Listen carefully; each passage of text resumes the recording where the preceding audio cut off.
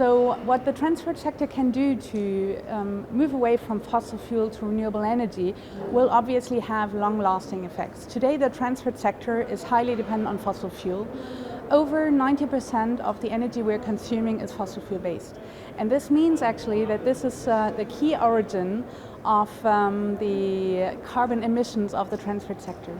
So moving to renewable energy as a low emission fuel is clearly addressing climate change, and this is fundamental in the transport sector. We are facing a situation in the transport sector that is extremely critical. Transport is representing 30% of the energy consumption globally, but only over 4% is basically renewable based. Now the big challenges we have here is that the whole infrastructure and the energy consumption and the price signals in place are actually sending wrong signals and avoiding and prohibiting the sector to move away from fossil fuel to renewable energy. And what the transport sector clearly needs to do is to address this challenge. It means like reducing the energy consumption in the sector, so investing in public transport, walking and cycling, rail, but then also shifting to more efficient and renewable-based consumption. And this means today that fossil fuel subsidies that amount for $1 trillion in 2022 need to shift to the support of clean infrastructure, but also the development of renewable energy. When I'm speaking about renewable energy here, this can be biofuels, it can be renewable-based hydrogen, for instance. It means very often renewable electricity, because we clearly see that there is an electrification taking place, in particular of road transport. The transport sector does often not think about the energy part and the energy consumption. So they will look very much into infrastructure, into the equipment, into the supply chains for those pieces.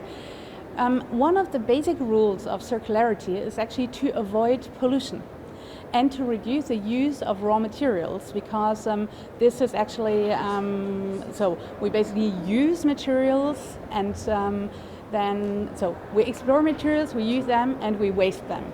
And I think this is basically where renewable energy clearly comes into the whole circular economy strategies from the transport sector too, because renewable energy is actually an energy that is not polluting in the same way as fossil fuel is. And here we're looking into climate change, or the climate change impacts, but also into local pollution, into health issues. And so moving to renewable energy clearly should be one of the cornerstones of circular economy attempts in transportation. The policy the transport sectors really needs to take is to integrate, and I think it's the transport sector on the policy side, but also the investors and the operators here, is to look at renewable energy as part of their business model. And not only for climate reasons, but also today for energy security reasons and energy cost reasons, and a better management actually of the energy cost. I think the crisis, the energy crisis and the inflation we're currently facing is clearly highlighting the big opportunities linked to moving to renewable energy.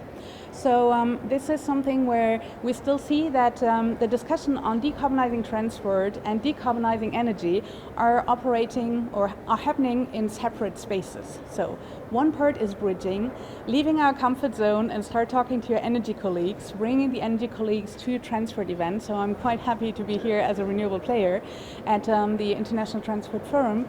The other part is, however, and I think this is where we see at the policy side, there is only 5 countries that have banned the international combustion engine, just as one example, and have also committed to 100% renewable power target.